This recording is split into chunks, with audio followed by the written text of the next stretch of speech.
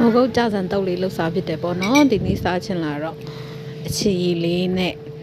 ကိုယ်တိုင်လှုပ်စားပေါ့နော်အရင်ဆုံးကြဆန်လေးကိုပြုတ်ပါမယ်ရေသိမ်းမပွက်ခင်ထည့်လိုက်လို့ပေါ့နော်ပြီးရင်ကြက်သွန်ပြူတစ်တောက်ဆင်းထားမယ်ဒါကတော့ပါဝင်ပစ္စည်းလေးပေါ့နော်မကြီးနဲ့ထက်ညက်ကြိုထားလေးရှိလို့ပေါ့နော်ရေကတာတွေကထုတ်လာတယ်ပြီးရင်ငရုတ်တီးစိမ်းရဲ့ကြက်သွန်ပြူရဲ့ဂျင်းရဲ့ကိုထောင်းထားမယ်ပြီးရင်ကြက်သွန်ပြူစီတက်ပါမယ်ရွှေဝါရောင်တန်းလာရင်ဥပွားချမယ်နော်ကဲကြာစံလေးလည်းရပြီရေစစ်ထားမယ်ကဲကြာစံနဲ့ကိုစီချက်လေးထည့်မယ်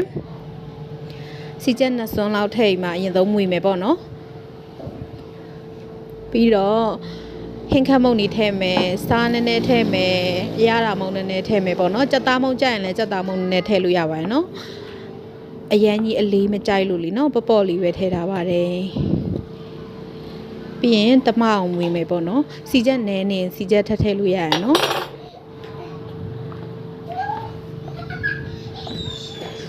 ကဲပြီးရင်အချင်းရေးဖြော်ပါမယ်